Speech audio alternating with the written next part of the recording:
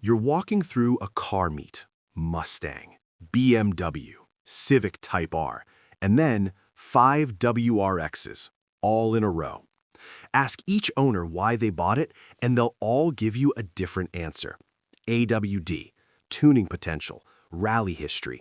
It just felt right. But none of them will tell you the real reason. And that's exactly what Psych Archive is going to break down today. On paper, the WRX is nothing special. 271 horsepower, 0 to 60 in 5.5 seconds. A base Camry does similar numbers. So why does the WRX feel so much faster?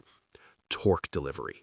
Strong torque from 2,000 RPM, holding all the way past 5,000.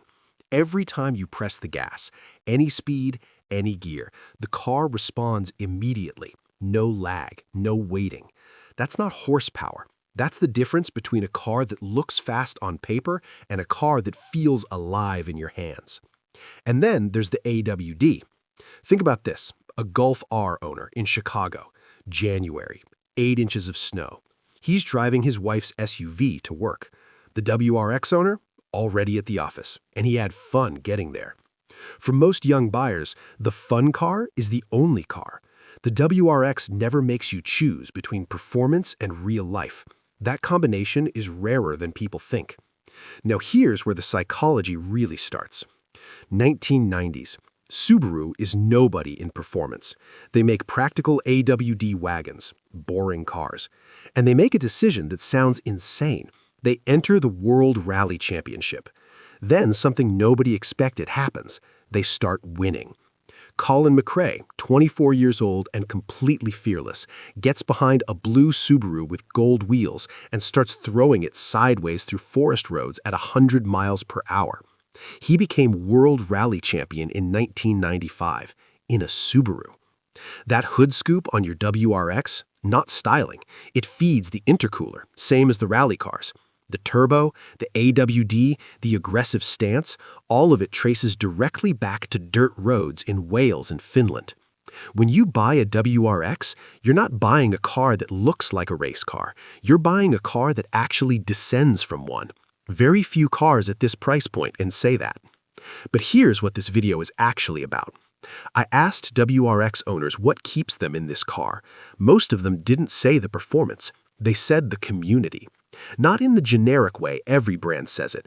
I mean, there's a specific thing that happens. You start noticing other WRXs.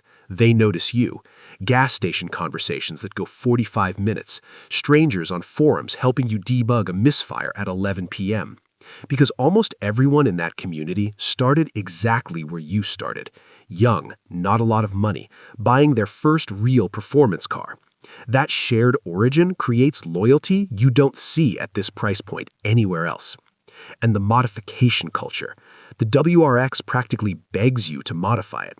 Intake, exhaust, tune, coilovers.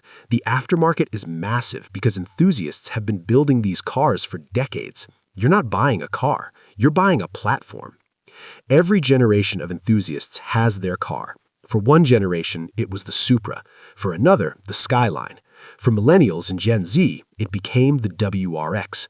Not because it was the fastest, because it was accessible. The car you could actually buy, actually modify, drive in a blizzard Monday, feel like a rally driver Saturday. The WRX took regular people who just liked cars and turned them into actual enthusiasts.